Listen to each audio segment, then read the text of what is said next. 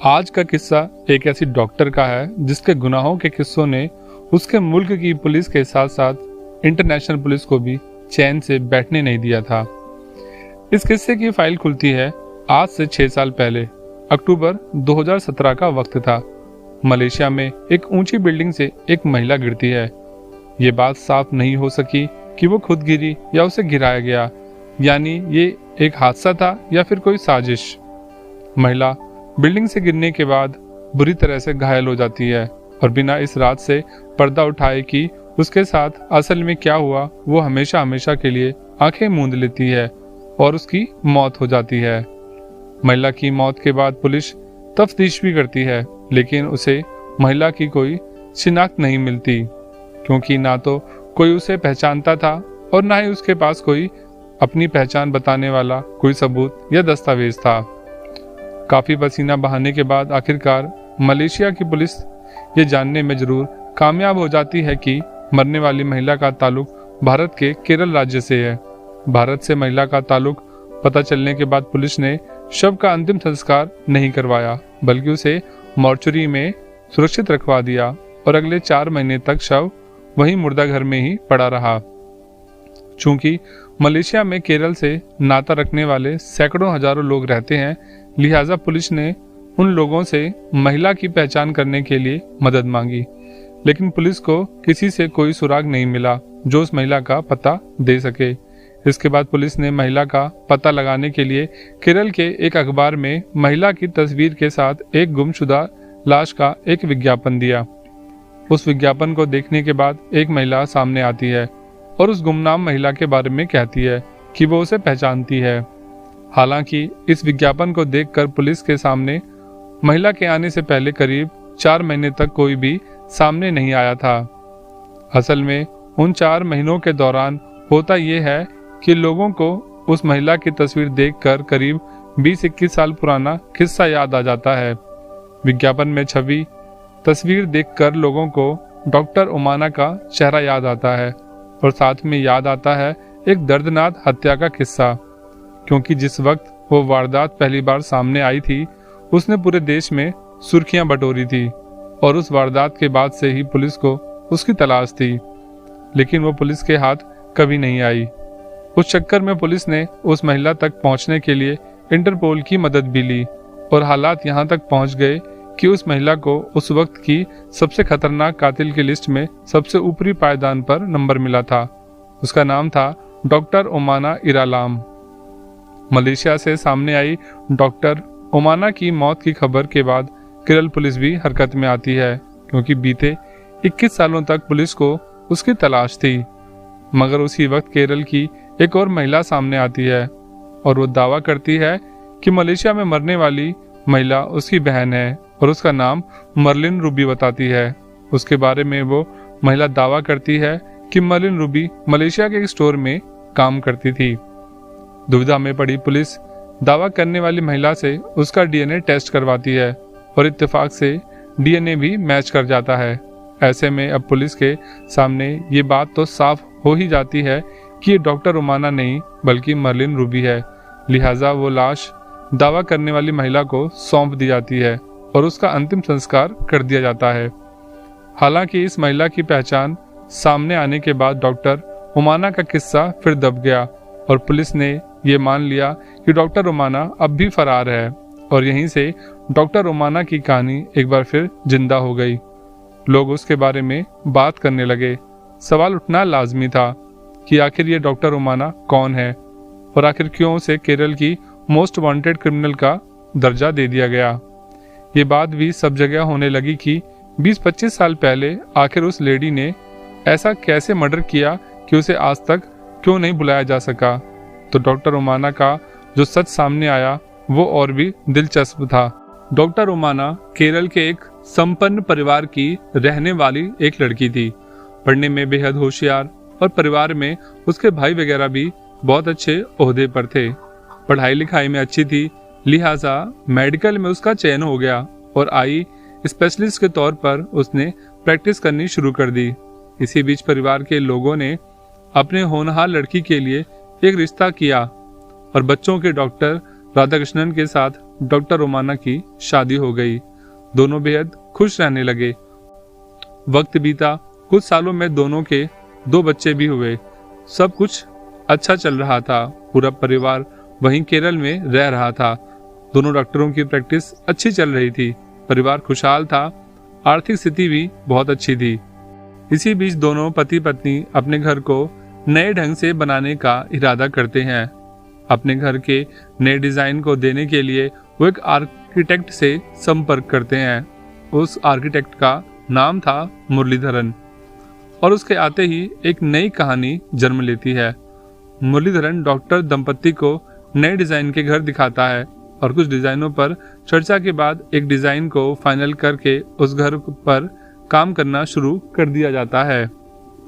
मुरलीधरन का काम और उसकी लगन को देखकर डॉक्टर रोमाना उसकी तरफ आकर्षित होती है और दोनों में पहले दोस्ती और फिर प्यार हो जाता है और दोनों के बीच नजदीकियां बढ़ती जाती हैं।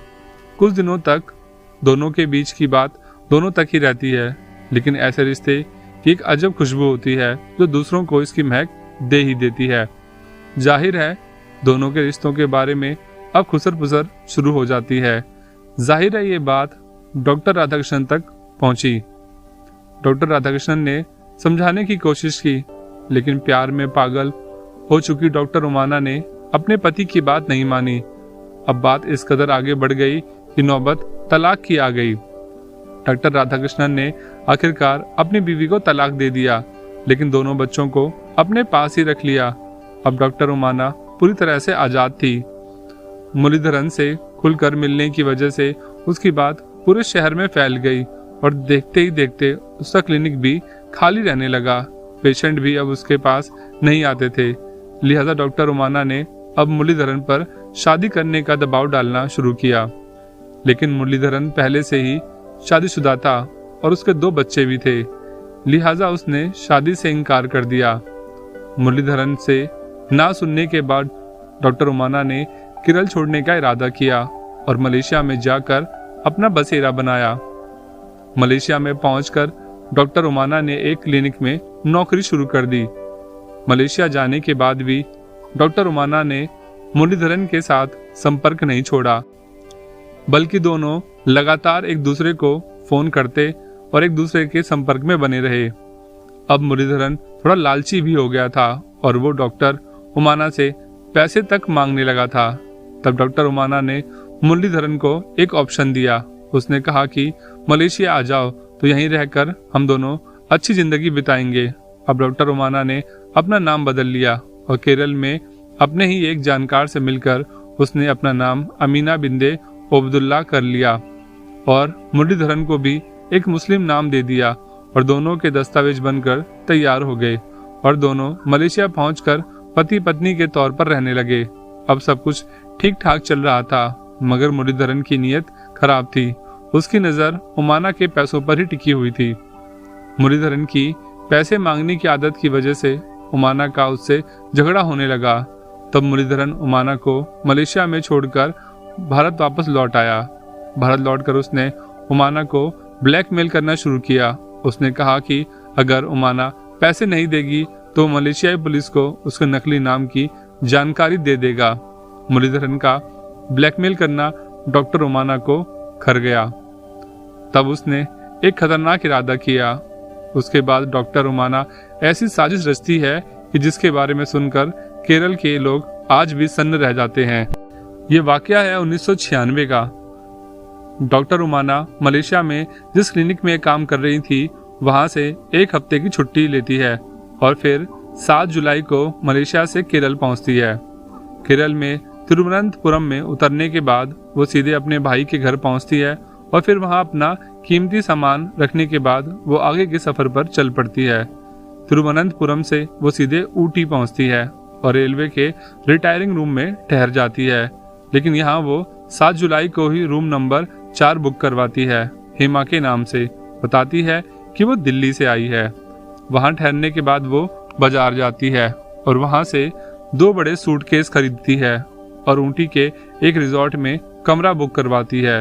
ये बुकिंग 3 दिनों के लिए करवाती है। रिजॉर्ट में रूम बुक करवाने के बाद वो अपना सामान उसमें रख देती है और फिर वहां से टैक्सी लेकर मार्केट पहुंचती है और वहां के एक टेलीफोन बूथ से मुरलीधरन को फोन करती है। मुरलीधरन को बताती है कि वो कालीकट में है। वो मुरलीधरन को अपने पास बुलाती है पैसे देने के बहाने, साथ ही ये भी कहती है कि 1-2 दिन का समय भी बिताना चाहती है। मुरलीधरन भी खुशी खुशी उसके पास पहुंच जाता है।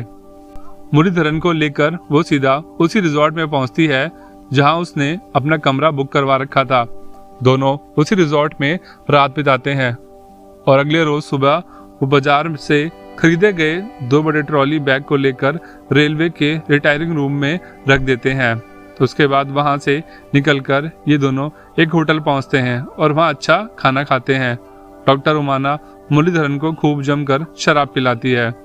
इसके बाद दोनों रिटायरिंग रूम में जाते हैं। तब डॉक्टर उमाना मुरलीधरन से कहती है कि वो मलेशिया से एक ऐसी गोली लेकर आई है जो उसकी पावर को बढ़ा देगी। मुरलीधरन और खुश हो जाता है। डॉक्टर उमाना मुरलीधरन को एक इंजेक्शन लगाती है। इंजेक्शन का असर बहुत तेज होता है और मुरलीधरन की सांसें थम जाती हैं और आंखें बाहर निकल पड़ती हैं। असल में वो जहरीला इंजेक्शन था जिससे वो मुरलीधरन को मार देती है, वो भी रेलवे रिटायरिंग रूम के अंदर। फिर डॉक्टर उमाना लाश को खींचकर बाथरूम के अंदर ले जाती है। उसके बाद उसने बड़ी ही तसल्ली से 3 घंटों तक उसने मुरलीधरन की लाश के टुकड़े किए। उसके बाद उसने लाश के छोटे छोटे टुकड़ों को अपने साथ लाए पॉलीथीन के बैग में भरना शुरू कर दिया और बाकी बचा कुचा सब कमोट में डालकर फ्लश कर दिया। उसके बाद लाश के टुकड़ों वाली पॉलीथीन को अपने साथ लाई बड़े बैग में रख लिया और पूरी रात वहीं आराम से सोकर बिताई। अगली सुबह वो रेलवे रिटायरिंग रूम को खाली करती है और टैक्सी से बैग लेकर वहां से जाती है, लेकिन मैनेजर से 1 घंटे का अतिरिक्त वक्त मांगती है ताकि वो वापस आकर अपना सामान ले जा सके। डॉक्टर उमाना टैक्सी से उसी रिजॉर्ट में जाती है जहां उसने पहले से ही एक रूम बुक करवा रखा था। वहां जाकर वो सारे बैग कमरे में रखती है और फिर वापस रिटायरिंग रूम तक पहुंचती है। वहां वो कमरे की चाबी मैनेजर को देती है और फिर वहां से सीधे रिजॉर्ट पहुंच जाती है। रिजॉर्ट के कमरे में जाकर वो बैग खोलती है और लाशों के टुकड़ों को फ्लश कर देती है, लेकिन वो ज़्यादा टुकड़ों को फ्लश करने की बजाय वहां से निकलकर कोयम्बटूर की तरफ निकल जाती है। वहां वो एक कमरा मुमताज के नाम से बुक करवाती है। इसके बाद फिर वही तरीका, बैग से लाशों के पॉलीथीन बाहर निकालती है और फिर उनके छोटे छोटे टुकड़ों को फ्लश करना शुरू करती है, लेकिन लाशों के टुकड़े कुछ महकने लगे थे, लिहाजा परफ्यूम को वो लाशों पर छिड़कती है और फिर सोचती है कि बाकी के टुकड़ों को वो कहाँ ठिकाने लगाए। तब उसे कोड़िकनाल का सुसाइड पॉइंट याद आता है। चूंकि वो उसी इलाके की रहने वाली थी, लिहाजा वो सीधे अब वहां का रुख करती है। कोड़िकनाल पहुंचकर वहां भी वह एक कमरा बुक करती है। वो जब कोड़िकनाल में उस सुसाइड पॉइंट पर पहुंचती है तो वहां उस रोज वीकेंड होने की वजह से अच्छी खासी भीड़ दिखती है, जिससे उसका मकसद पूरा नहीं हो सका। लिहाजा वो वहां से वापस लौटती है, लेकिन वो जिस टैक्सी से लौट रही थी अचानक वो पंचर हो जाती है। तो टैक्सी वाला दूसरी टैक्सी करवाता है। दूसरी टैक्सी ओमनी वैन थी। जैसे ही ड्राइवर बैग को हाथ लगाता है कि उठाकर उसे अपनी टैक्सी में रखे तो डॉक्टर उमाना उसे मना कर देती है। ड्राइवर को बड़ा अजीब लगता है, मगर जब वो वहां से आगे बढ़ता है तो लाश से बदबू की वजह से उसे बेचैनी होने लगती है।